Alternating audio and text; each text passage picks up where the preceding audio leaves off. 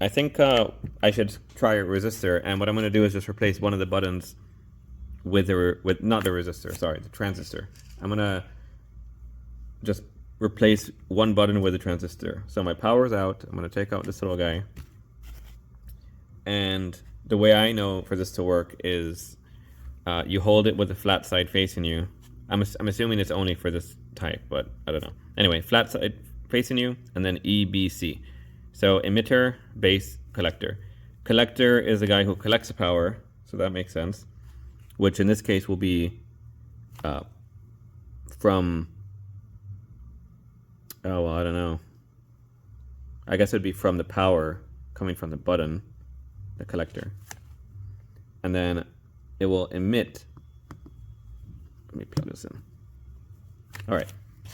So we have power going into our collector, and then it's going to emit out to the ground, which should light this guy up. But that means the middle, we need to put a signal on the middle guy, which turns on the switch, right? So this may not be the best application to test this out. Maybe I need to, maybe I need another resistor to, well, you know what, let's try it like this, because I guess this will prove whether it will work or not, because the base doesn't have any power. So this guy should not be able to go over here. It shouldn't be able to go through. Like the button is not pressed, you could say. You press the transistor by lighting up this middle guy with a signal. So I'm gonna plug this in and see what happens. So we have our positive and we have our negativo. All right, and then let's press the little button. Nothing happens. So we know that even though everything is connected, and we know the collector goes out the emitter, but I guess right now we're proving that you need to have a hot signal, or a 1 or true, or whatever the right terminology is. I have a programming background, so probably have wrong terminology for this, but we need a 1 right, on the base to allow the gate to be connected. Right now it's like there's a disconnect in there. So it's a button that is not pressed. This guy's a button who's sad because he's not pressed. And we press him by lighting up the middle pin. So maybe I could just borrow power from here, right? Because we already have power right here. So maybe I could just turn it on by using this power. Or can I just use the same button?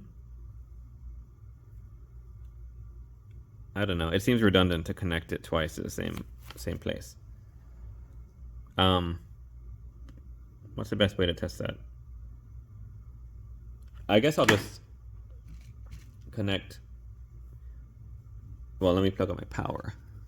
No accidents. And I connect my base. I don't know where. I'm not really sure what I'm doing right here. Like to test this out. Really, I guess I should just bite the bullet and have a switch right here. So I'm gonna get another resistor, which I have lying around somewhere. So that's a 100 ohm resistor. This is a 1000 ohm resistor. I don't know if it matters. So I'm just gonna plug in his long legs. I'm not gonna trim them right now. All right. And again, I'm resisting this and this so that nothing explodes, because I don't really know the details, but I know that they don't want a lot of amps, which they will blow up if we don't limit the current. So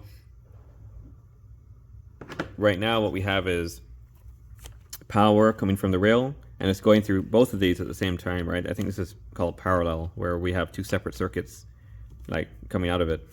So we have the first circuit drawing power being resisted to the LED through the button if it's pressed out to the transistor into the collector, and then since it's on, it's activated, right? We're basically pressing this button by giving power to the base through this resistor. Then the circuit coming through here should be able to complete and go out to ground. So I'm going to plug this in and see what happens. So positive and negative. And then I'm going to press the button and it works. So in this case, it works when it didn't before because, again, the base is turned on.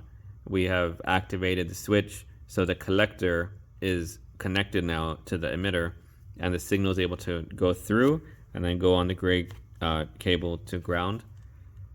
So that works.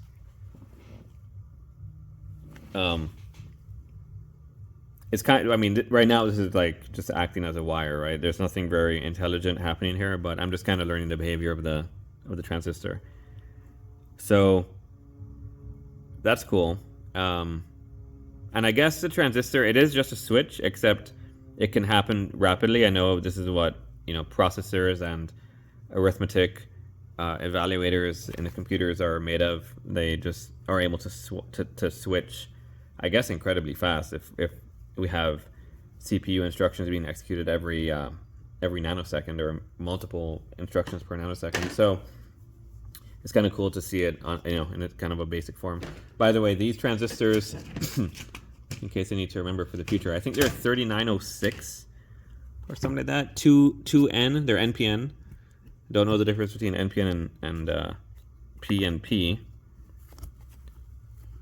But it's 3904, sorry. 3904. So 2N3904.